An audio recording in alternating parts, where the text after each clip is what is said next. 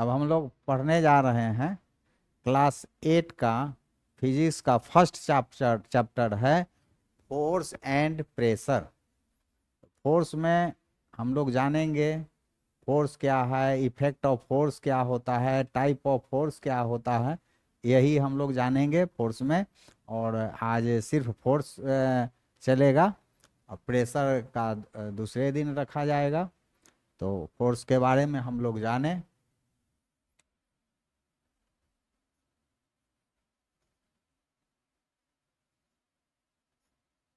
Force Hindi में लोग इसको बल कहते हैं, बल। अब कौन कितना बल है, किसके पास कितना बल है, यह उसके ऊपर डिपेंड करता है। देख, और ये हम लोग ऐसे नहीं कह सकते हैं, उसको महसूस कर सकते हैं कि किसके पास कितना फोर्स है। जैसे बड़ा आदमी है, मजबूत आदमी है तो ज़्यादा बोझा उठा सकता है। जिसके पास जो छोटा बच्चा है वो कम बोझ उठा सकता है।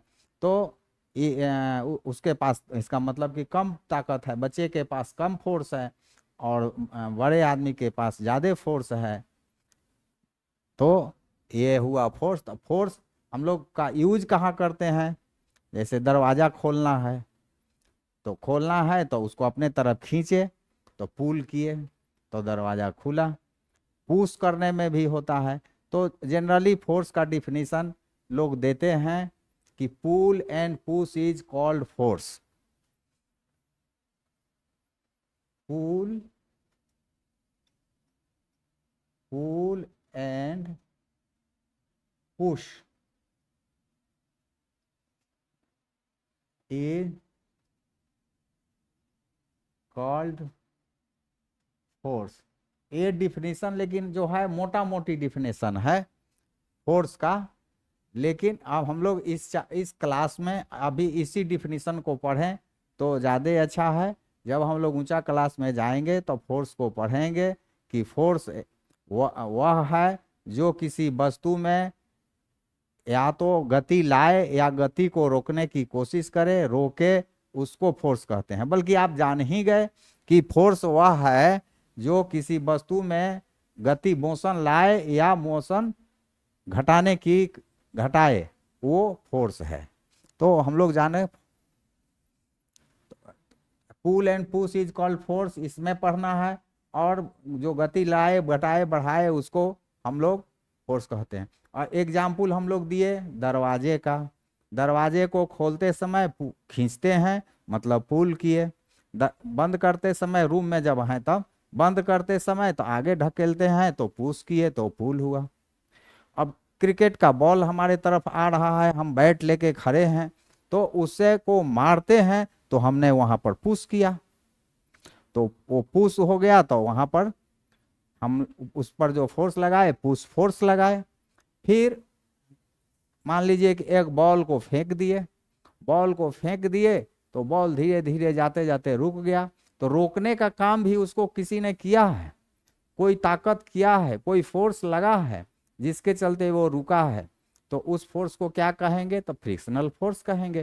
फ्रिक्शन लगा, धरती और उस बॉल के बीच में एक फ्रिक्शन फोर्स काम किया जो उसके स्पीड को अपोज किया और रोक दिया, तो उसको फ्रिक्शनल फोर्स कहे। वह भी एक फोर्स ही है। हम लोग अभी जानेंगे कि वह फोर्स क्या है। तो फोर्स के बारे में इतने जाने कि pull and push is called force. Force is due to interaction. Force is due to interaction. Interaction बोलते हैं कि परस्पर दो चीज आपस में जब तक नहीं लगते हैं तब तक फोर्स का हमें अनुभव नहीं होता है। तो उसी को इंटरएक्शन कहते हैं। दो चीजों का आपस में का कुछ फोर्स लगना अनुभव होता है। जैसे मान लीजिए एक गाड़ी खड़ी है और एक गाड़ी खड़ी है और उस गाड़ी के पास आप भी खड़े हैं, उस गाड़ी के पास आप भी खड़े हैं। तो इसका गाड़ी के पास आप खड़े हैं, ये गाड़ी जो है सो खड़ी है, ये गाड़ी खड़ी है और आप भी खड़े हैं। तो किसी के बीच कोई फोर्स नहीं लग रहा है, लेकिन यही जब जब गाड़ी के पास आ जाते हैं और ढकेलने लगते हैं, यहाँ गाड़ी के पास आ करके अपना दोनों हाथ लगाकर ढकेलने लगे, तो देखते हैं कि गाड़ी चलने लगती है, इधर आगे बढ़ जाती है।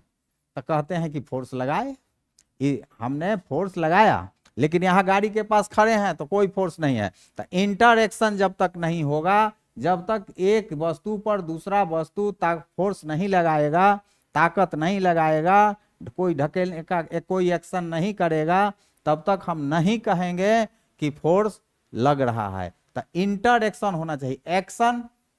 एक्शन तो कर रहे हैं तो इंटरएक्शन होना चाहिए। इनको भी इन पर मैंने दो चीज होना चाहिए, जैसे एक गाड़ी हो गया, एक आदमी हो गया, दोनों एक दूसरे से सट के ढकेलने का काम कर रहे हैं। तो गाड़ी यहाँ स्टैटिक है और ये इसको ढकेल के इनको डायनामिक कर दिए। ऐसा भी होता है कि एक गाड़ी चल रही है और तब उसको पीछे से कोई पकड़ रहा है, और पकड़ के मजबूत, अगर बहुत मजबूत लोग हैं, मजबूत कोई है तो गाड़ी को पकड़ लेगा, नहीं तो कम से कम रस्से से तो बांध दीजिए, तो गाड़ी को नहीं होगा। तो जैसे एक आदमी चलता हुआ आदमी दूसरा चलता हुआ आदमी उसको या तो रोक सकता है, साइकिल से जा रहे हैं, दूसरा आदमी पीछे से ढकेल रहा है, तो वह भी इंटरएक्शन कर रहा है साइकिल के और उसके बीच, साइकिल के फोर्स को बढ़ा रहा है। तो फोर्स तभी होगा जब दो वस्तु आपस में सटेंगे या दूसरे एक्शन से कुछ ना कुछ क्रिया होगा, तो वहां फोर्स कहेंगे जो फोर्स लगा है उस पर। तो force is due to interaction, दो वस्तुओं का आपस में कार्य करना, आपस में लगना, उसको जब वो कुछ ना कुछ चेंज करेगा, घटाएगा बढ़ाएगा स्पीड को, तभी उसको दो वस्तु रहेंगे तभी उसको कहेंगे कि वो फोर्स है। बिना दो का फोर्स हो नहीं सकता है। Force has magnitude as well as direction. Force has magnitude as well as direction. Force का मैग्नीट्यूड होता है। अब कोई आदमी फोर्स लगाया, कितना फोर्स लगाया, कितना फोर्स लगाया, तो उसको उसका मैग्नीट्यूड कहेंगे। The quantity of force is called magnitude of force. Quantity of force is called magnitude of force. और quantity of force, quantity of force is magnitude. Magnitude मतलब मात्रा कहिए ना, मैग्नीट्यूड ऑफ फोर्स। और इसका यूनिट क्या होता है? फोर्स का यूनिट न्यूटन होता है। फोर्स का यूनिट न्यूटन होता है। और उस न्यूटन के का यूनिट का क्या डिफिनीशन देंगे कि कोई अगर वस्तु 1 kg का है, 1 kg का है, और उसका वेलोसिटी में 1 मीटर पर सेकंड की वृद्धि कर दे, तो उस जो फोर्स वृद्धि करेगा चाहे घटाएगा, तो उसको बोलेंगे 1 न्यूटन। तो न्यूटन को क्या कहेंगे? न्यूटन का डिफिनीशन भी थोड़ा जान लें। फोर्स व्हिच जो फोर्स वो जो which acts on 1 kg object पर काम किया, 1 kg ऑब्जेक्ट पर काम किया, एंड गिव्स क्या और देता क्या है? गिव्स एक्सेलरेशन कह देते हैं, acceleration of 1 metre per second square, यही कह दें तो ज्यादा अच्छा है। Force which acts on 1 kg object and gives acceleration of 1 metre square is called क्या? 1 न्यूटन। न्यूटन हम लोग जान गए। अब मैग्नीट्यूड तो जान गए, मैग्नीट्यूड जान गए, अब डायरेक्शन के बारे में थोड़ा जाने। फोर्स लगता है तो किस डायरेक्शन में फोर्स लग रहा है वो हम लोग जाने। अब मान लीजिए एक बक्सा है, एक बॉक्स है, एक हमारे पास बॉक्स है, इस बॉक्स को इधर से कोई ढकेल रहा है, इधर से कोई ढकेल रहा है, इनके पास फोर्स P है। कितना फोर्स है? इनका मैग्नीट्यूड P है, P न्यूटन है। और एक है, और इसी डायरेक्शन में एक फोर्स और लग रहा है, एक आदमी और ढकेल रहे हैं, उनका Q लगा, उनके फोर्स का, इनका P न्यूटन हुआ, ये Q न्यूटन हुआ। तो दोनों एक दिशा में डायरेक्शन लगाते हैं तो इनका जो डायरेक्शन हुआ एक दिशा में डायरेक्शन हुआ। यदि अपोजिट एक दूसरे के फोर्स लगाते हैं तो बोलेंगे कि इनका अपोजिट डायरेक्शन में फोर्स लग रहा है। तो ये डायरेक्शन हम लोग जाने, मैग्नीट्यूड जाने, डायरेक्शन जाने। अब हम लोग जानेंगे कि जब सेम डायरेक्शन में फोर्स लगता है तब क्या होता है, अपोजिट डायरेक्शन में फोर्स लगता है तब क्या होता है। Resultant force, resultant force of action of two forces in same direction. Same direction में जब लगते हैं दो फोर्स, यहां देखिए रहे कि एक P फोर्स है, एक Q फोर्स है, तो जब सेम डायरेक्शन में लग रहे हैं, सेम डायरेक्शन में, तब इनका रिजल्टेंट हो जाएगा। देख ही रहे हैं कि दोनों मिल के ढकेल रहे हैं, तो जोड़ देंगे तो रिजल्टेंट फोर्स क्या हो जाएगा, रिजल्टेंट फोर्स क्या हो जाएगा, रिजल्टेंट फोर्स में जोड़ देंगे दोनों को, और क्या करेंगे। रिजल्टेंट फोर्स में P प्लस Q, न्यूटन लिख देंगे, न्यूटन में आएगा, P न्यूटन Q न्यूटन जोड़ देंगे तो P प्लस Q न्यूटन आ जाएगा। तो resultant force of action, resultant force of action of two forces in same direction.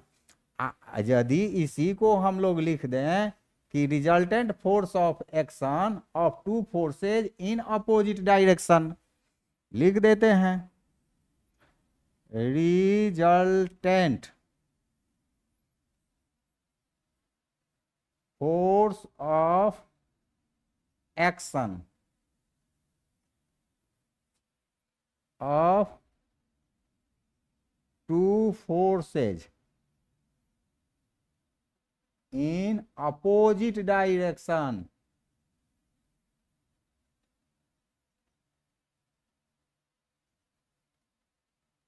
अब P प्लस Q लिखे, हम लोग अभी यही जानेंगे, देखने में लग रहा है कि दोनों एक साथ ढकेल रहा है तो दोनों का फोर्स एक साथ मिल गया।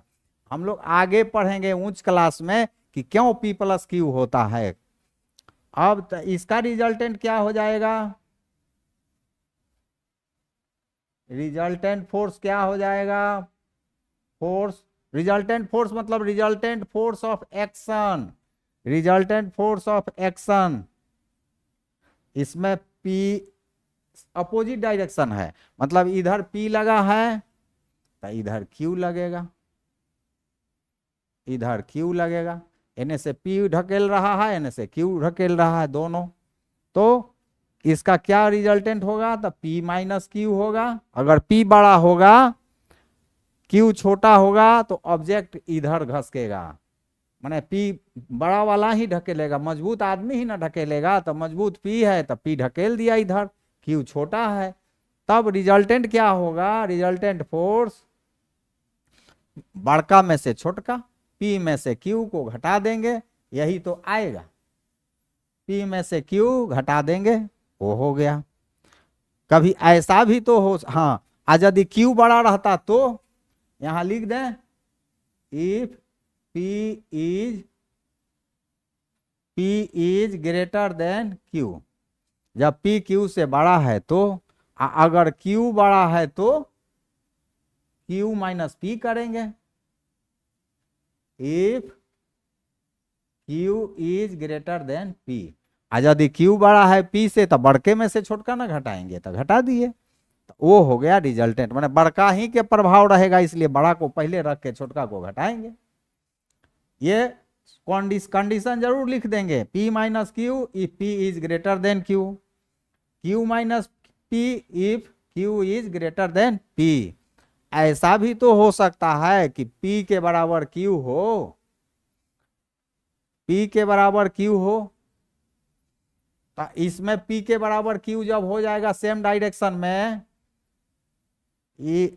इसमें P के बराबर Q हो जाएगा तो या तो 2P कहेंगे 2Q कहेंगे, अपोजिट डायरेक्शन में P के बराबर Q होगा तो रिजल्टेंट क्या हो जाएगा, resultant force of action of two forces in opposite direction when they are equal, opposite direction लिख देंगे, व्हेन दे आर इक्वल लिख देते हैं, resultant of resultant force of action of to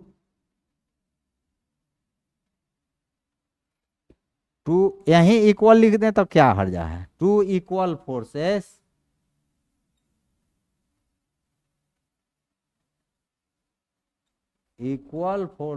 in opposite direction,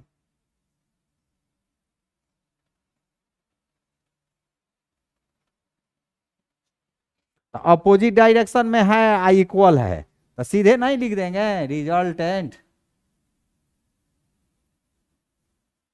force बराबर कार्य कर देंगे P minus Q, तब P के बराबर Q दिया हुआ है, तब P इसके बदले भी P लिख देंगे, तब P में से P गया 0 मतलब nil, the resultant force of action of two equal forces in opposite direction is nil, nil होता है कुछ नहीं, resultant force of action of two forces in same direction is sum of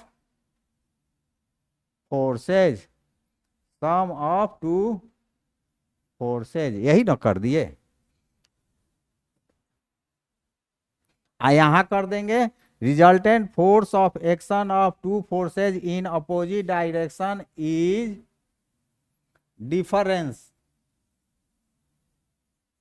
difference of two forces हो गया।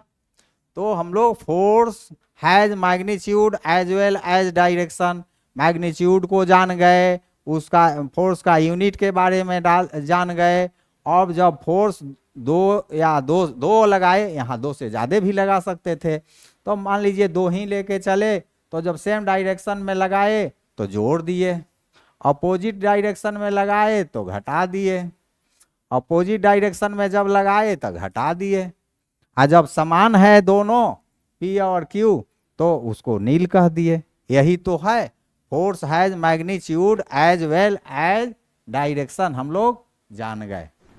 अब हम लोग जानेंगे effect of force, effect of force, effect of force, force का प्रभाव जानेंगे हम लोग, इफेक्ट ऑफ फोर्स, फोर्स का प्रभाव, फोर्स का प्रभाव क्या होता है, पहले तो हम लोग फोर्स दिखाई थोड़े देता है, फोर्स दिखाई उखाई नहीं देता है कि फोर्स है।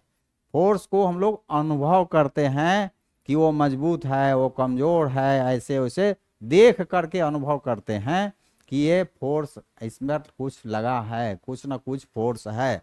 तो इफेक्ट ऑफ फोर्स के चलते कोई चीज रुक सकता है, कोई चीज दौड़ने लग सकता है, किसी चीज का मैग्नीट्यूड बदल सकता है, फोर्स किसी चीज का डायरेक्शन बदल सकता है, किसी का शेप एंड साइज बदल सकता है। तो इफेक्ट ऑफ फोर्स में हम लोग जानेंगे फोर्स कैन, इतना हम लिख दिए। उसके बाद क्या कर सकता है? Force can stop an object, moving object.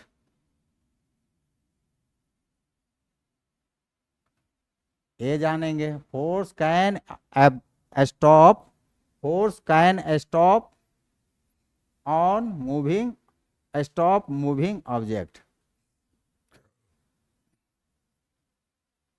Stop कर सकता है। Force can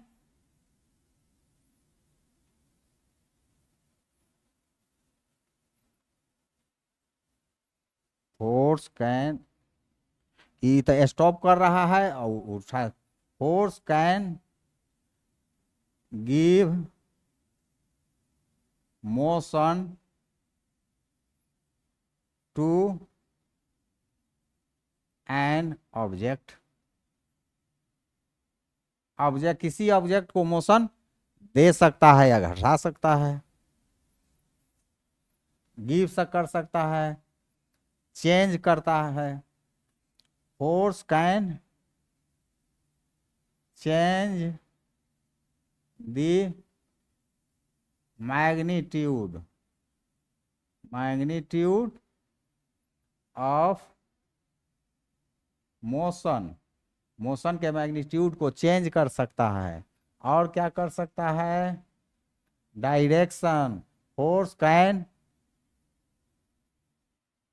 change direction of motion.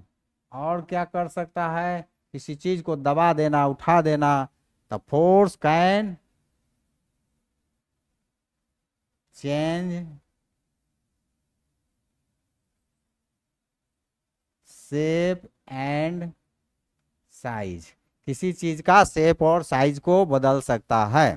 तो ये इफेक्ट ऑफ फोर्स हुआ, इफेक्ट ऑफ फोर्स हुआ। इफेक्ट ऑफ फोर्स में हम लोग जानेंगे force can stop, stop a moving object. जैसे कोई गाड़ी जा रही है, उस गाड़ी को रोकने के लिए हम लोग ब्रेक लगाते हैं। तो जो ब्रेक लगाए, ब्रेक लगाने में फोर्स लगता है, ब्रेक ब्रेक जो है वो गाड़ी के पहिए को घूमने से रोक देता है। तो एक फोर्स लगा, उस वह फोर्स रोक दिया, वो स्टॉप कर दिया। और फोर्स जो है, मान लीजिए नाव चल रही है पानी में, पानी में नाव चल रही है और हम उसको, नाव को जो रॉ करते थे, खे रहे थे, जो खे रहे थे नाव को, उसको खेना छोड़ दिए तो देखेंगे कि नाव कहीं पर रुक जाएगी, तो वो भी स्टॉप हो जाता है। किसी फोर्स से भी हम रोक सकते। तो वहां रुका क्यों? तो फ्रिक्शन हुआ नाव और पानी के बीच, इसके चलते रुक गया।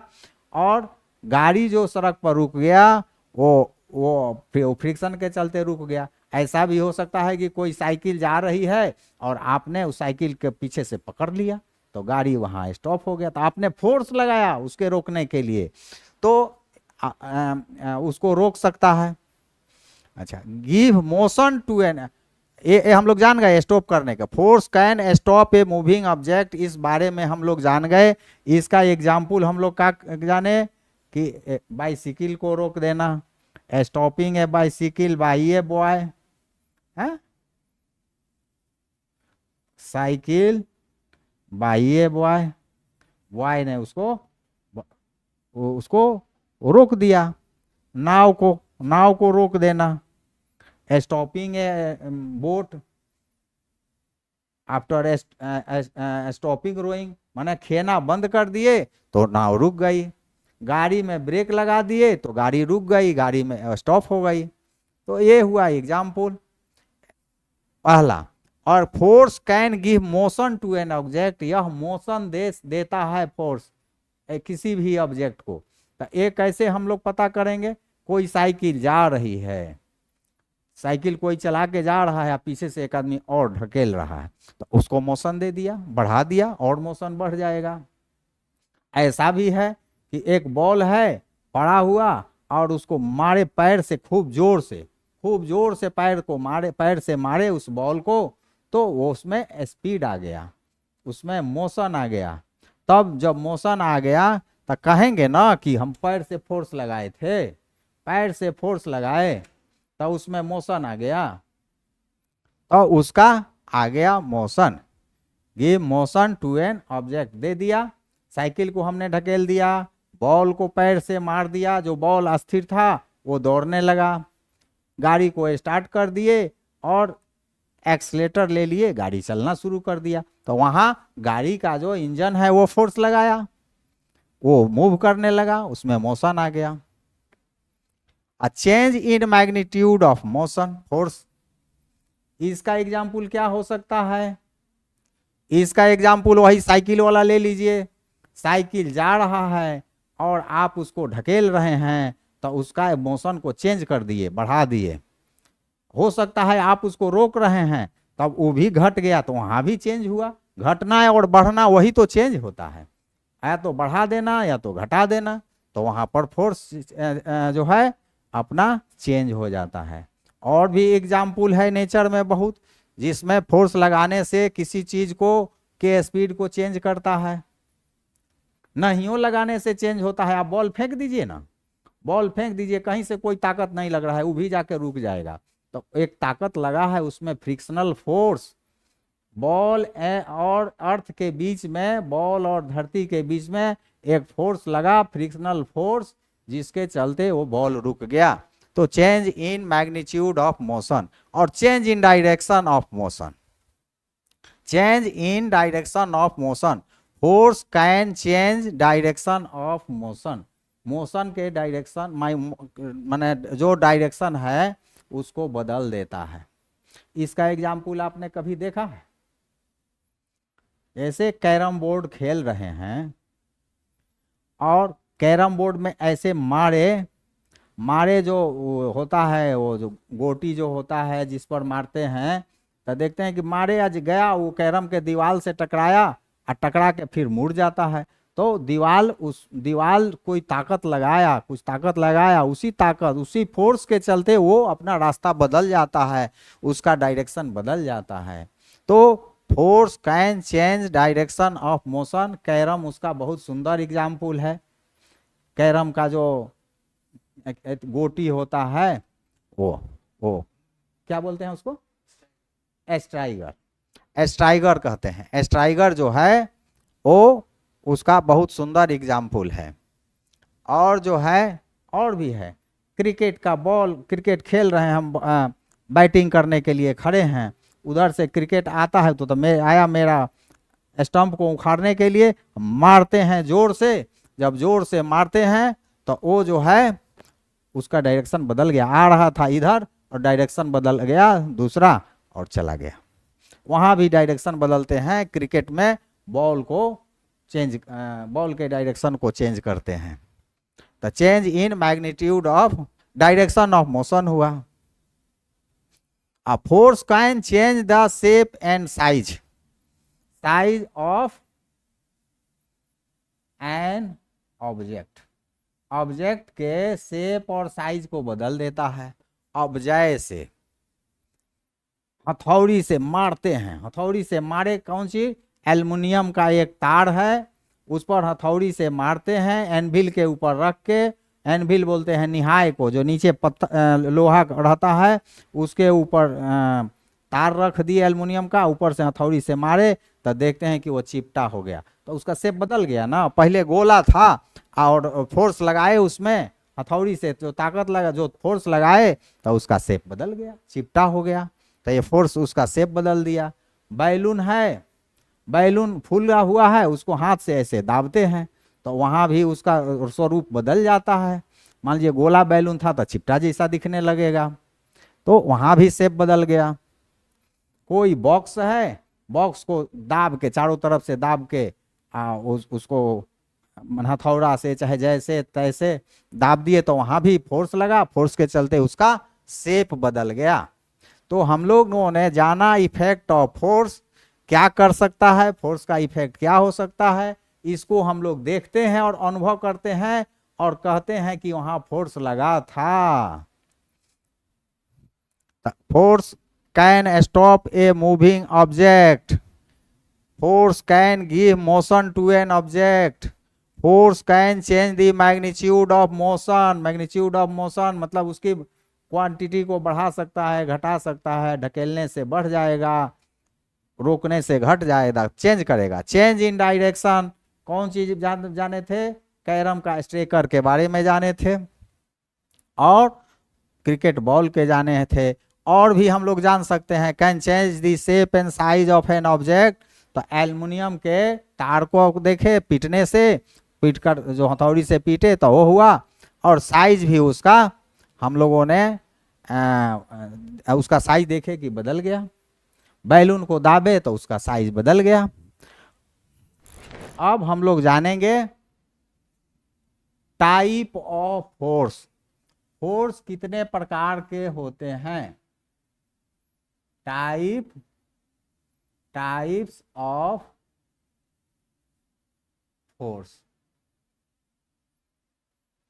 फोर्स तो एक तो हम लोग जानते थे interaction between two objects, interaction between two objects is called force, push and pull is called force, interaction between two forces is interaction between two objects is also called force। तो interaction मतलब सटना हो, सट के गाड़ी को ढकेलने का हम लोग एग्जाम्पल दिए थे, लेकिन कुछ ऐसा भी फोर्स होता है ना जिसको के नजदीक जाते भी नहीं है वो अपना एक्शन कर देता है। देखें क्या होता है, तो जिसमें हम लोग छू कर फोर्स का कार्य करते हैं, सटने से कोई होता है, किसी चीज में सटने से वो फोर्स अपना एक्शन करता है, तो वैसे फोर्स को कांटेक्ट फोर्स बोलते हैं, कांटेक्ट फोर्स। और एक होता है नॉन कांटेक्ट फोर्स,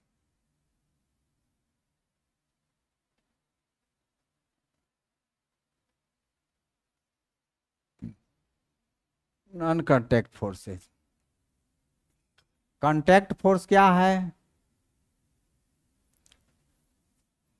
तो इसमें जाने मस्कुलर फोर्स होता है एक, और एक होता है, ले लिखे मस्कुलर फोर्स, मस्कुलर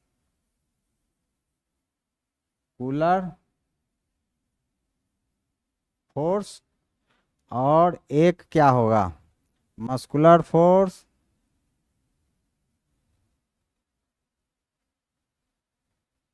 और दूसरा हो जाएगा फ्रिक्शनल फोर्स।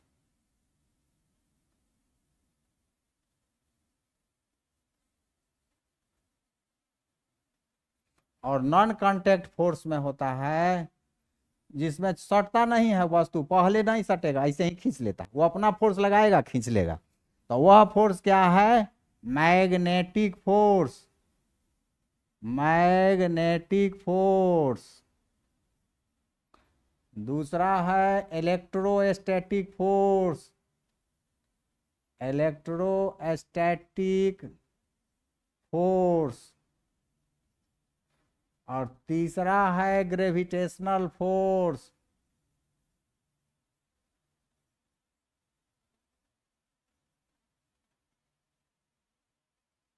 हम लोग जान गए contact force, non contact force, muscular force, frictional force. Muscular शब्द सुनते ही लगता है कि यह बॉडी से जुड़ा हुआ है, चाहे वो आदमी हो चाहे कोई एनिमल हो, उसके बॉडी से जुड़ा हुआ चीज है मस्कुलर।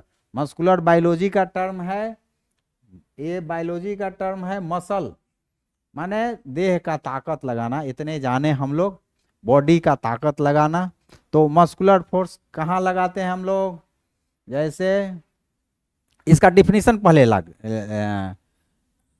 फोर्स, डिफिनीशन लिख लें, force due to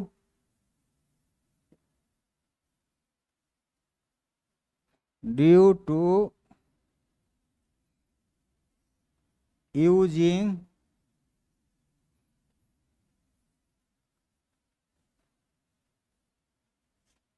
muscle of our body is called muscular force. Force due to using muscle of our body is called muscular force.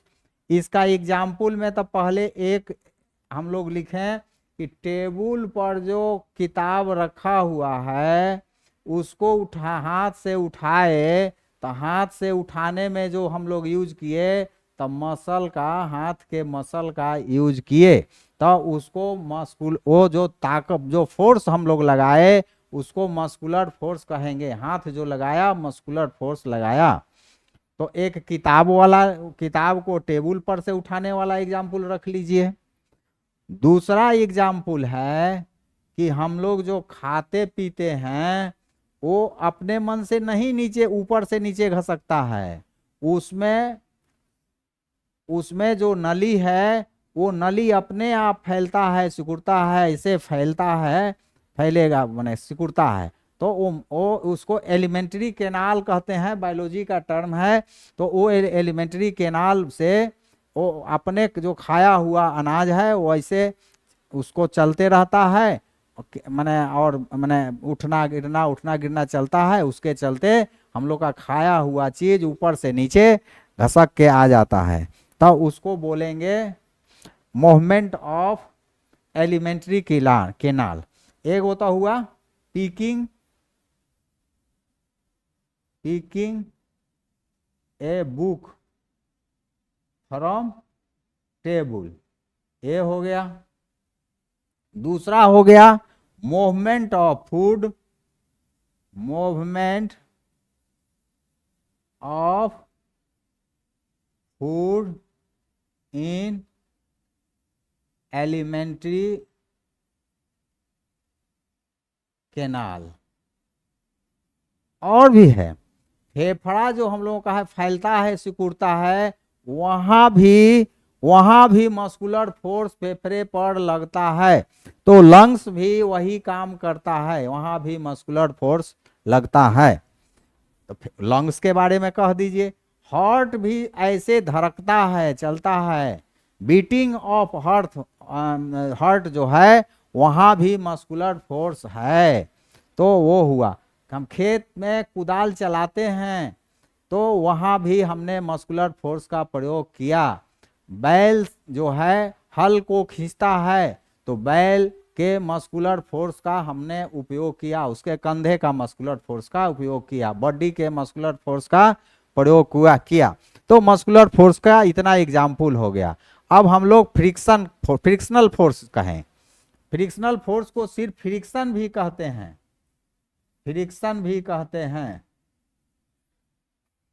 तो force due to friction is called frictional force. Force due to friction is called frictional force. Force due to friction is called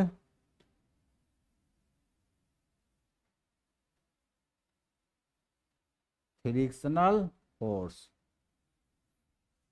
ये तो मोटा मोटी definition हुआ। और ऐसा definition एक कि that force which opposes the motion is called frictional force। That force which opposes the motion is called frictional force.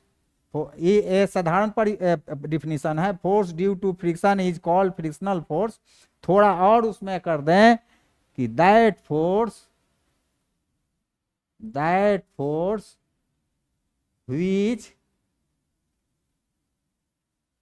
Oppose करता है व्हिच अपोजेज जाने से रोकता है, व्हिच अपोजेज दी मोशन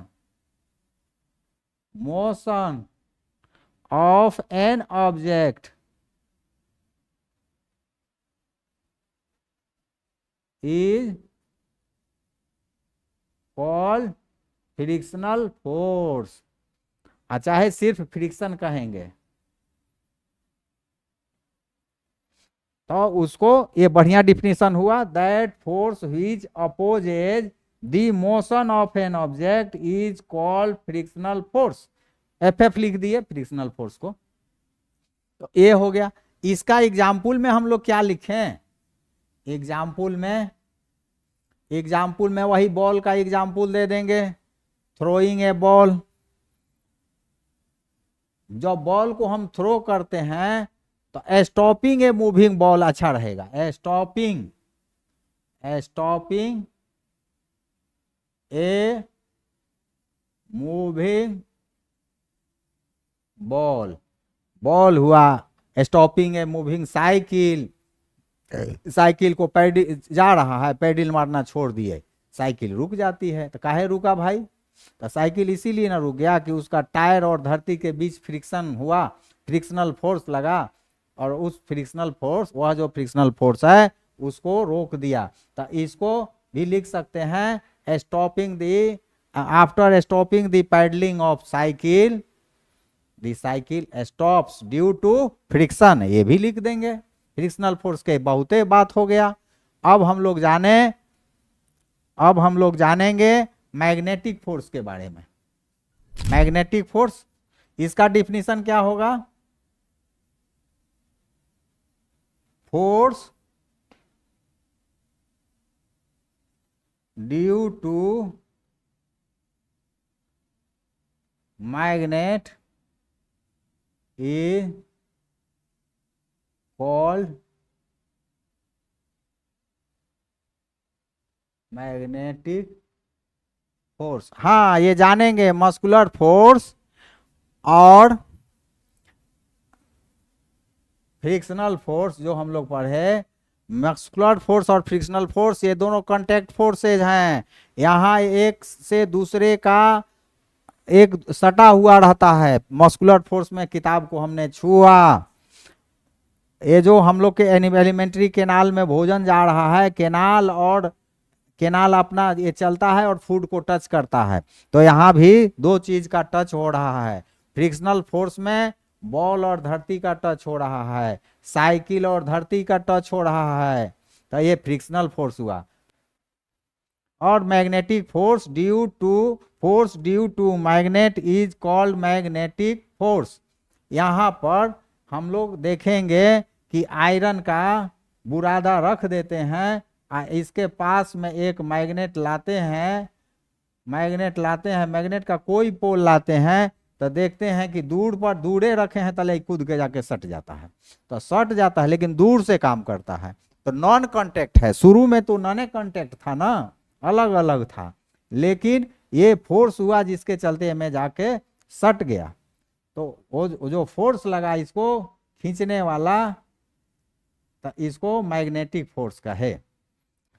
तो ये खींच लेता है। और भी कहाँ कहाँ देखे हैं? फ्रिज का दरवाजा आप धीरे से लगाते हैं, आप धीरे से ले जाते हैं, तब जाके सट जाता है। क्यों सट गया? वहां भी मैग्नेटिक फोर्स। उसके दरवाजे में जो मैग्नेट का स्ट्रिप लगा हुआ रहता है, और वो जो आपका फ्रिज का जो बॉडी है वो भी लोहे का बना हुआ है। बस वो जाके लोहा में एकदम सट जाता है। आपको सटाने की जरूरत नहीं है ढकेल के, वो अपने सट जाता है। तो force due to magnet is called magnetic force. Magnet वहां फ्रिज में काम किया, यहाँ किया, कभी कभी स्टिकर हम लोग लगा देते हैं, जो वही फ्रिज के दीवार पर जो डोर है उस पर लगा हुआ रहता है स्टिकर, उसमें कंपनी का नाम वगैरह जो कुछ लगा रहता है उस पर उसमें सटा हुआ रहता है, तो वो हो गया। और मैग्नेटिक फोर्स का कहाँ यूज करते हैं? हाँ दिख रहा है, वहां यहाँ दिख रहा है, बस यह खींच लिया तो देख लिया कि दूर से ही खींच लिया, मैग्नेटिक फोर्स हो गया। अब उसके बाद इलेक्ट्रोस्टैटिक फोर्स होता है।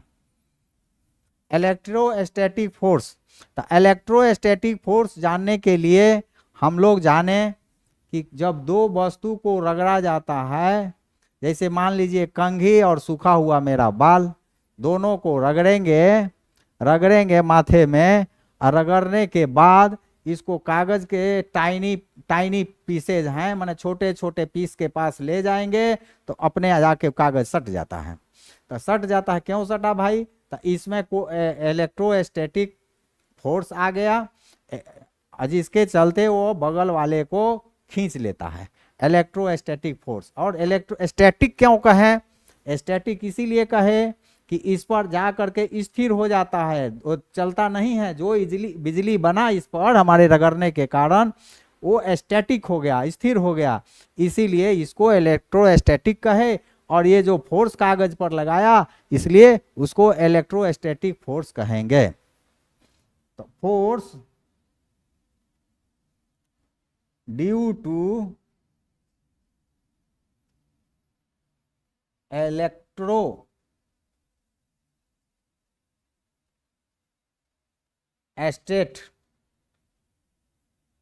इज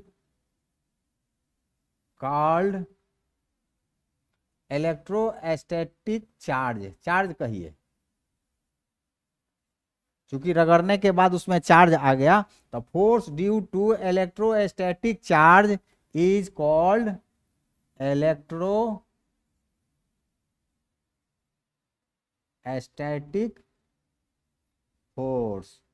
ये भी नॉन कांटेक्ट फोर्स होता है, दूर से में ही रखते हैं तब तक वो आके खींच लेता है। और इलेक्ट्रोस्टैटिक फोर्स, अच्छा मैग्नेटिक फोर्स जो होता है ना, इसके बारे में थोड़ा और भी जान लें कि जो लाइक पोल्स हैं एक दूसरे को रिपेल करते हैं, माने ढकेलते हैं, यह ढकेलने का भी काम करता है दूर से ही।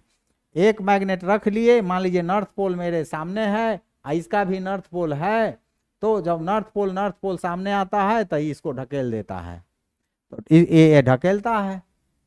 अगर अपोजिट पोल्स हैं तब वो अट्रैक्ट करता है, आप सटना चाहता है, सटता है।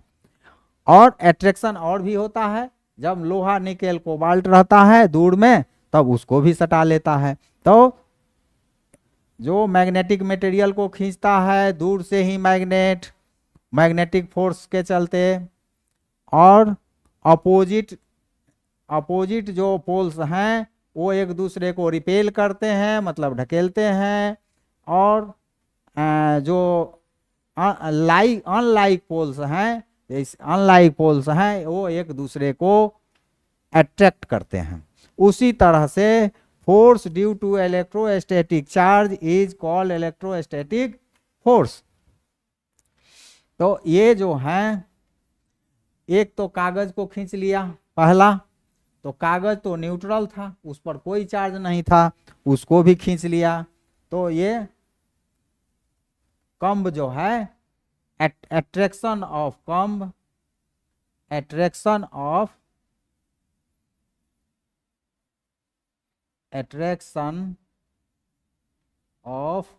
रब्ड माने रगड़ा हुआ comb, a rubbed comb to tiny pieces of paper. Tiny piece of paper को जो अट्रैक्ट करता है वो एक एग्जाम्पल हो गया।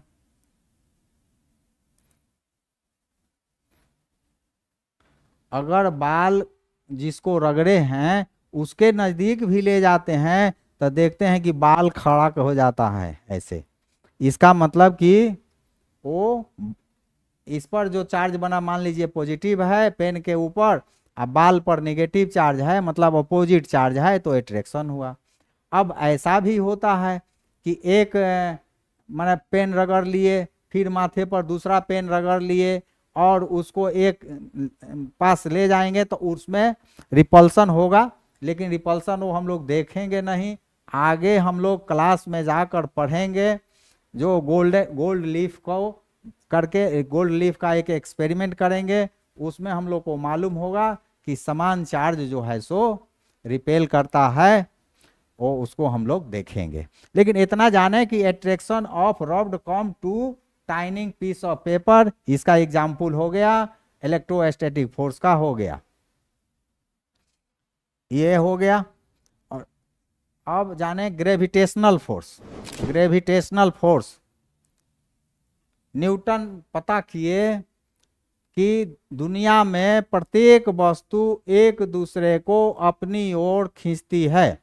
कोई भी वस्तु, वो मैग्नेट नहीं है, इलेक्ट्रोस्टैटिक फोर्स नहीं है, मैग्नेट नहीं है, इलेक्ट्रोस्टैटिक चार्ज नहीं है, लेकिन एकदम सिंपल है, ना मैग्नेट है ना इलेक्ट्रोस्टैटिक है, फिर भी वस्तु दो जो है एक दूसरे को अपनी ओर खींचती है। मान लीजिए दो हाथ में, एक हाथ में एक बॉल ले लिए, दूसरे हाथ में दूसरा बॉल ले लीजिए, तो वो दोनों के बीच कुछ ना कुछ खिंचाव काम कर रहा है। दोनों छोटा है इसलिए हम लोग नहीं दिखाई देता है, लेकिन बॉल को जैसे छोड़ देते हैं किसी एक को तो धरती पर गिर जाता है। मतलब बॉल और धरती के बीच में धरती एक बड़ा ताकत है, इसलिए धरती बड़ा फोर्स है, धरती बड़ा फोर्स लगाता है उस बॉल के ऊपर, इसलिए अपनी ओर खींच लेता है। तो यहाँ वो जो फोर्स हुआ दो ऑब्जेक्ट के बीच, उसको ग्रेविटेशनल फोर्स कहेंगे। Attraction force, attraction force between two objects is called gravitational force। इसका एग्जाम्पल क्या दिया जाएगा? इसका एग्जाम्पल बहुत बढ़िया है कि पेड़ से पर से जो पत्ता गिरता है धरती पर आ जाता है, तो ग्रेविटेशनल फोर्स के चलते ही आता है। The gravitational force falling fruit हो चाहे लीफ हो, फॉलिंग फ्रूट्स और लीव्स ऑन अर्थ, गिरता है वो ग्रेविटेशनल फोर्स के चलते ही पत्ता चाहे फल धरती पर गिरता है। नहीं अगर ग्रेविटेशन रहता तो उड़ के चल जाता पत्ता, और उड़ के चल जाता फ्रूट, हम लोग को नहीं मिलता, ना खा पाते और ना पत्ता को जला पाते। तो वो ग्रेविटेशनल फोर्स के चलते ही फ्रूट गिरता है, लीव्स गिरता है।